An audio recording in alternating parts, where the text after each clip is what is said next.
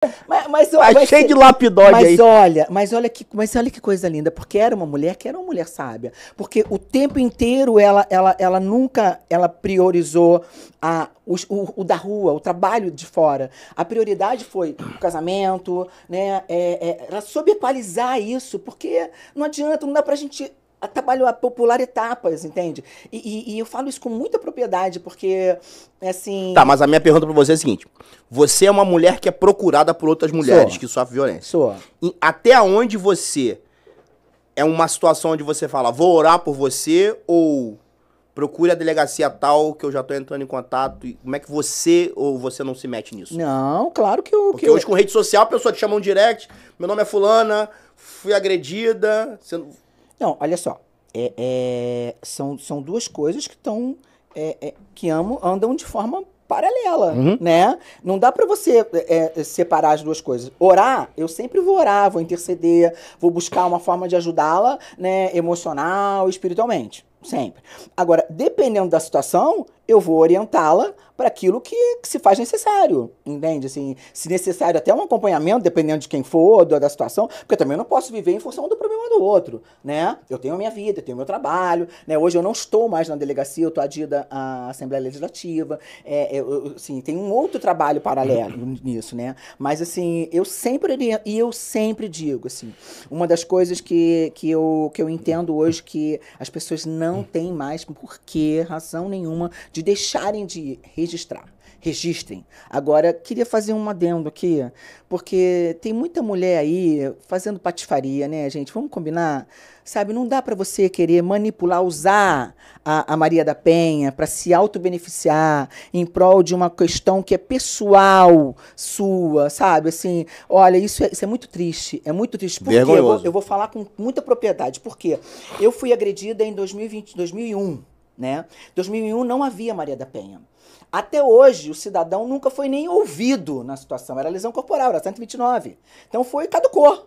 Ele não foi, eu passei por 2 cirurgias por causa do cabra, entendeu? Passei 8 meses mutilada e ele nunca foi nem ouvido por aquilo. Arrombou porta, teve perícia, tudo que precisava ser feito dentro da polícia, no âmbito policial, não só por eu ser policial, minha irmã na época era diretora das delegacias de mulheres na época, então tudo que precisava ser feito foi feito. A polícia fez tudo, mandou para o judiciário e já estava essa confusão que está aí.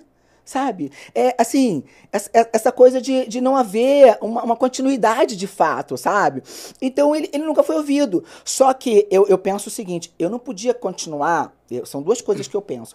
Eu não podia continuar achando que ele era o único culpado de tudo aquilo, porque ninguém faz nada com você sem que você não permita. Então eu comecei a entrar num processo de auto-reflexão, auto-análise, de olhar para as minhas sombras e falar, pô, peraí, o que está acontecendo? Né? Maria Clara, eu digo muito que Maria Clara foi presente para mim. Maria Clara é a filha desse abençoado. E a Maria Clara trouxe Marinara de volta para Marinara. Porque quando Maria Clara nasceu, tudo isso aconteceu, um choque de realidade. Eu falei, opa, peraí, o que eu tô fazendo com a minha vida? Porque antes eu era muito nova, quando eu casei com o Fernando. O Fernando foi meu 5º namorado, a primeira pessoa que eu tive na vida. Imagina, de repente um homem, uau, né? Um homem público, viajado. Eu não conhecia nada da Zona Sul, nada do Rio, nada. Sabe, eu tinha viajado uma vez de avião, sabe assim? Eu era suburbana, nordestina, que veio para o Rio de Janeiro, morou um ano em Copacabana e foi morar no Jabur. Campo Grande, Bangu em Campo Grande, Senador Camará ali, entendeu? Cara, assim, então eu não conhecia nada de nada, eu só trabalhava, eu trabalho desde os 15 anos de idade. Eu tenho 42 anos de contribuição, assim, eu louvo a Deus por isso, porque mesmo tendo sido cedo, hoje eu colho os frutos, né? Então, assim, ali eu entendi que eu tinha que mudar a minha vida, a forma como eu estava lidando com a minha própria vida. O que eu queria? Aí foi ali que eu comecei a me questionar em várias coisas e 2 anos, 3 depois eu aceitei Jesus em 2004 e realmente recuei, dei uns 10 passos para trás, enxuguei todas os custos. Mas essa sua fala é importante uma mulher policial falar, e eu já trouxe aqui, falei até você em off, eu trouxe uma advogada aqui, a doutora Jane Luiz, porque eu passei por essa questão inversa. De ser acusado sem ter praticado. E foi muito interessante no dia que eu recebi a intimação, né? E eu recebi a intimação. E a intimação dava para 5 dias, né? Dia tal você tem que vir aqui. E na hora que eu recebi, eu falei pro policial assim, eu posso ir agora? Aí ele, eu falei, não posso ir agora. Porque eu tenho consciência que eu não fiz nada. E eu fui naquele momento. E aí ele leu lá, né? E a pessoa disse que eu tinha pego ela no Mata-Leão. A história é muito engraçada. A pessoa tem 1,60 m e pouco. Eu tenho 1,86 m, 95 kg, faixa preta de jiu-jitsu. Aí a pessoa disse o seguinte, que eu peguei ela no Mata-Leão, com a mão só, botei uma faca no pescoço dela pra matá-la. Mas como um dia eu ensinei técnicas de jiu-jitsu pra ela, ela conseguiu desvencilhar e fugiu. Aí eu comecei a rir na frente do inspetor que tava lendo. Eu comecei a rir. Aí ele, o senhor tá rindo? Eu falei assim, porque eu tô numa crise aqui agora. Porque eu não sei se eu sou um ótimo professor ou se eu sou um péssimo faixa preta. Porque eu sou um ótimo professor. Porque a pessoa de 1,5 m consegue se desvencilhar de um mata-leão e uma faca no pescoço. Eu sou um ótimo professor. Porém, eu sou um faixa preta de bosta. E aí, enquanto eu falava com ele, passou uma policial por trás, mulher, e ela gritou assim, ô fulano, tu não tá vendo que essa mulher que é F, esse cara não? Aí ele fez, mas eu tenho que ler, né? Porque a pessoa vai no balcão de uma delegacia, presta uma queixa e cabe a... Então, assim, essa sua fala, ela tem um significado que, se você tá chateada com o seu ex, cara, cria outras formas. Mas não entra nessa vibe que, de repente, tem uma criança que não tem nada a ver com a história, que vai passar... Isso tem trazido muitos comprometimentos, assim, acerca de pessoas que realmente vivem o problema da violência doméstica, o perigo... É o famoso justo paga pelo pecador. Exatamente, sabe?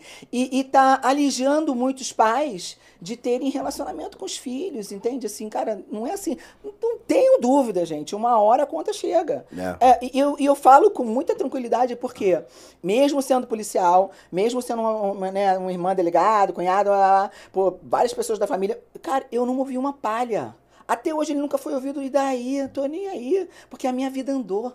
Entende? A minha filha tá ótima, linda, maravilhosa, tá com 24 anos, cada dia mais linda, tá na Austrália agora fazendo intercâmbio pra honra e glória do Senhor, porque aprove o Senhor me capacitar para sustentá-la, nada faltou. Então, assim, quando você rompe com esse medo, com esse engano de ficar debaixo daquele jugo de violência, né, pela dependência, que seja financeira, que seja... Cara, vai buscar ajuda, há um caminho. Sim. Agora, também, gente, quando você quer viver presa a... Quando você é ex, você não vai viver mais do que você viveu quando era atual. Não dá pra ser. Aí a pessoa quer ser ex, ou então não aceita ser ex e quer infernizar o futuro da atual, ou então não aceita ser ex e quer, sabe, não quer mais nem ser atual, mas também não quer ser tratada como ex. Caraca, gente, tem que botar a carapuça e viver cada um no seu quadrado, gente, porque não dá pra misturar.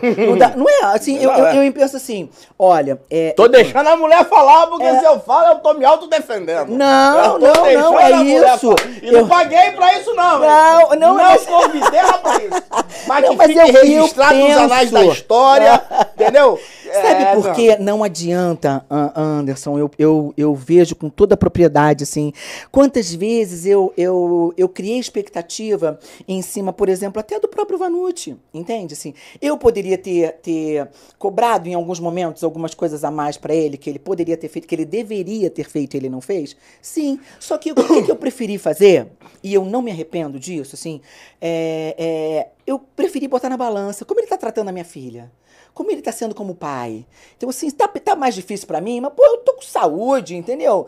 Pô, tenho meu trabalho, eu já tinha um salário fixo, dá pra eu correr atrás por fora, vida que segue, entende? Assim, eu acho que é isso. E quando você escolhe cumprir o propósito para o qual você foi criado, independente de você crer ou não, Deus criou pra todo mundo aí.